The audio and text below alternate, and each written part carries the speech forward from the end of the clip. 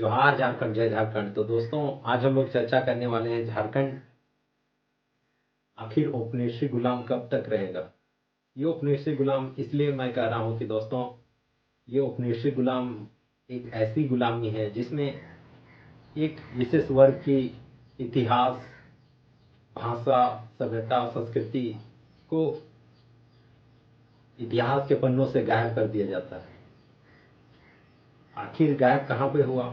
तो गायब विशेष कर बहुत कोई ध्यान नहीं देते हैं और हमने भी ध्यान नहीं दिया था। लेकिन दोस्तों, किताबों को पढ़ने के बाद हमें अवगत हुआ कि वास्तव में इतिहास के पन्नों से जितने भी झारखंड के वीर शहीद क्रांतिकारी रहे हैं, सभी सभी के इतिहास को या तो इतिहास रहते हुए दोस्तों उन लोग उन इतिहास को उल्लेख नहीं किया गया किताबों में, और न ही झारखंड के युवाओं को, झारखंड के छात्रों को पढ़ाया जाता है। जबकि दोस्तों, किसी भी राज्य के नवनिर्माण हो या देश के नवनिर्माण हो, राज्य हो या देश के वीर क्रांतिकारियों का इतिहास पढ़ाया जाना चाहिए ताकि उनमें नई जोश, नई ऊर्जा का संचार हो। लेकिन झारखंड का इतिहास, झारखंड के ही किताबों में, जिसे हम लोग जैक बोर्ड बोलते हैं, उसमें उल्लेख नहीं किया गया है। इसलिए सरकार को आग्रह होगा कि झारखंड के जितने भी वीर क्रांतिकारी, वीर योद्धा हैं, चाहे भगवान बिरसा मुंडा हो या सिद्धू कान्हू, तिलंगा खड़िया, वीर बुधू भगत या तिलका मांझी या नीलांबर पीतांबर खरवार भोक्ता, जैसे और भी कई शहीद हैं जिनका इतिहास को झारखंड के युवाओं को, झारखंड के छात्रों को पढ़ाए जाने की आवश्यकता है, उनको बताने की आवश्यकता है, ताकि झारखंड राज्य के युवाओं को अपने इतिहास के बारे में जानकारी मिले, ताकि वे झारखंड का नवनिर्माण कर सके। दोस्तों, जिस जिस समुदाय की या फिर जो विशेष वर्ग की भाषा, सभ्यता, संस्कृति की को दबाया जाता है या इतिहास में नहीं पढ़ा जाता है, तो धीरे धीरे उनका अस्तित्व को मिटा दिया जाता है। उसी टाइप से यहाँ के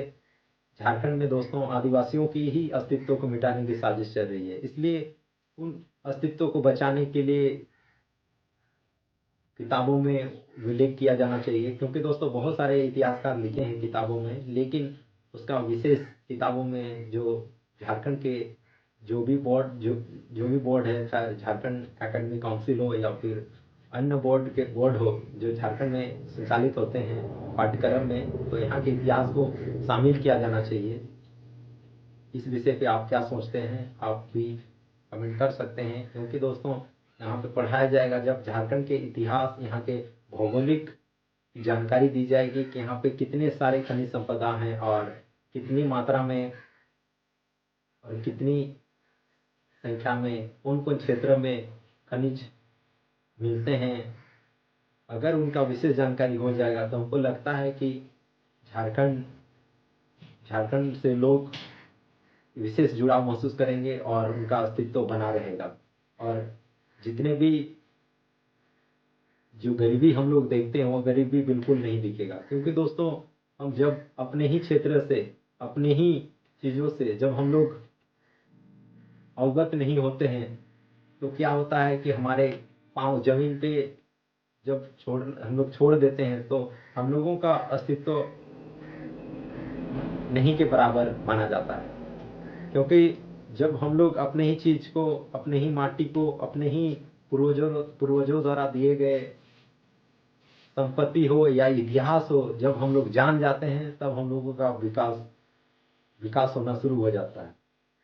लेकिन हमारे यहाँ दोस्तों, हमारे दादा परदादा हो या फिर हमारे जितने भी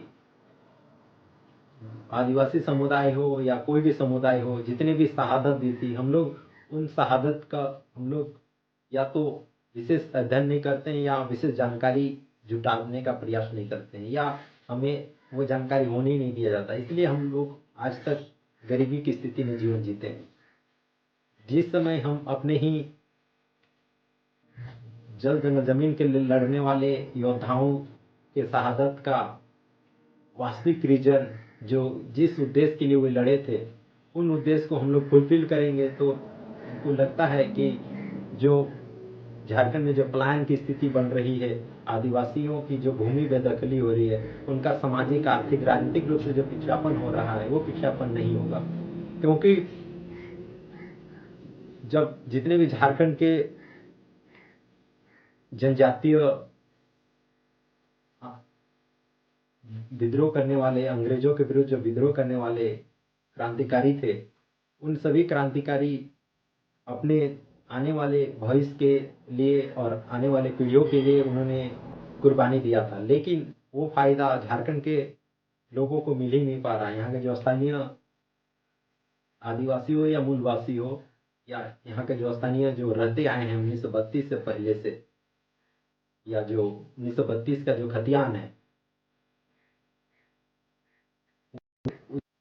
मूलवासी हैं इस झारखंड के, उनको अभी तक विशेष हक अधिकार नहीं मिला। आखिर क्यों नहीं मिल रहा है? यही हक, यही कारण से नहीं मिल रहा है क्योंकि दोस्तों जितने भी छोटा नागपुर काश्तकारी अधिनियम बनाने के लिए बिरसा मुंडा ने उतनी बड़ी शहादत दे दी, लेकिन दोस्तों उनके उसके कानून को कई बार संशोधन किया गया और दोस्तों आदिवासियों के अस्तित्व पर ही क्वेश्चन मार्क लगा दिया गया और अभी भी लगाया जा रहा है। इसलिए उनको लगता है कि विशेष उनके हक अधिकार को, जितने भी लड़ाइयां लड़कर जो नियम कानून बनवाया गया और साथ ही जो संवैधानिक अधिकार दिया गया आदिवासियों को, वो अधिकार जमीनी स्तर पे प्रॉपर लागू नहीं किया गया है या फिर कोई बात नहीं करता है। जैसे पेशा एक्ट दोस्तों, पेशा एक्ट में panchayat extension to schedule area कहा जाता है पेशा एक्ट को, जो 24 दिसंबर 1996 को लागू किया गया। और दोस्तों इसे पेशा एक्ट को 9वीं अनुसूची में भी शामिल किया गया, यानी संवैधानिक स्तर पे इसे लागू किया गया और इसमें ग्राम सभा को पावर दिया गया। लेकिन दोस्तों अभी आप देखते होंगे जो बाहर के जो थाना जो प्रशासनिक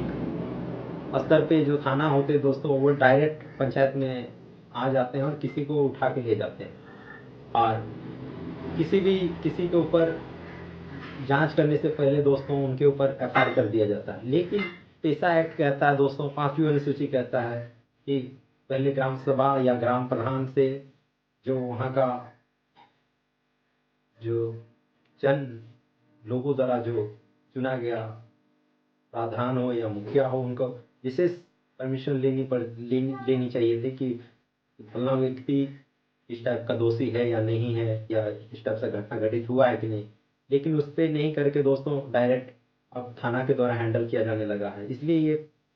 पूरे 5वीं अनुसूची जो पेशा एक्ट है इसका दोहन हो रहा है।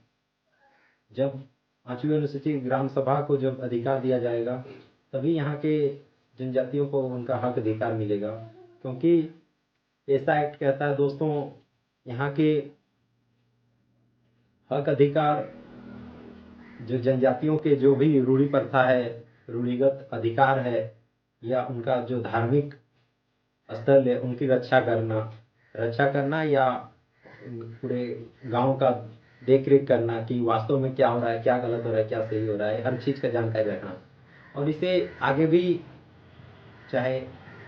कहीं भी ये भी मान्यता मिलना चाहिए कि ग्राम सभा क्या कहती है, क्या बोलती है, कि वास्तव में ये घटना घटित हुआ है या नहीं हुआ है। इसके बाद किसी पे कोई चीज़ कार्रवाई होनी चाहिए या किसी को दोषी ठहराना चाहिए।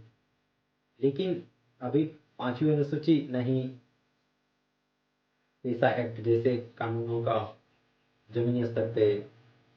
जैसा लागू होना चाहिए था उस टाइप से काम नहीं कर रहा है। ये बहुत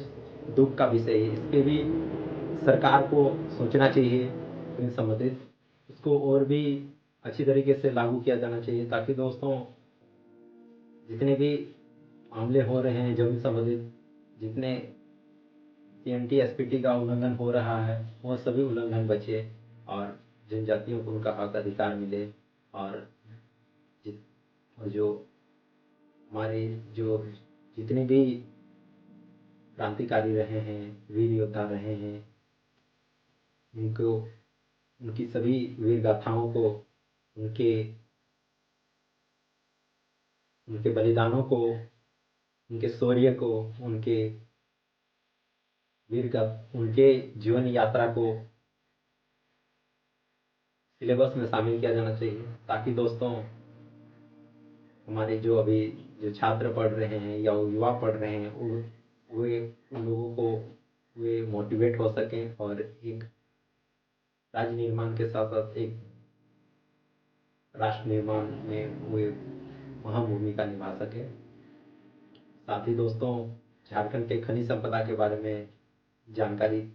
देनी चाहिए किताबों में, ताकि झारखंड के अपने ही भौगोलिक यहाँ के खनिज संपदा से जब युवा जान जाएंगे कि इतना प्रॉपर्टी है, तो वे उसका सदुपयोग कर पाएंगे या उनका किस टाइप से हैंडलिंग करना है, किस टाइप से प्रशासनिक व्यवस्था में भी सहयोग कर पाएंगे। और जो तालमेल नहीं बना पा रहे हैं यहाँ के जनजाति, यहाँ के जो झारखंड के जो जितने भी आदिवासी हैं, वे एक तालमेल बनाने से क्या होगा कि इसमें जनजातियों के अस्तित्व भी बचा रहेगा और झारखंड राज्य एक खुशहाल झारखंड राज्य का निर्माण होगा। चलिए दोस्तों, वीडियो देखने के लिए और जुड़ने के लिए बहुत बहुत धन्यवाद। जोहार।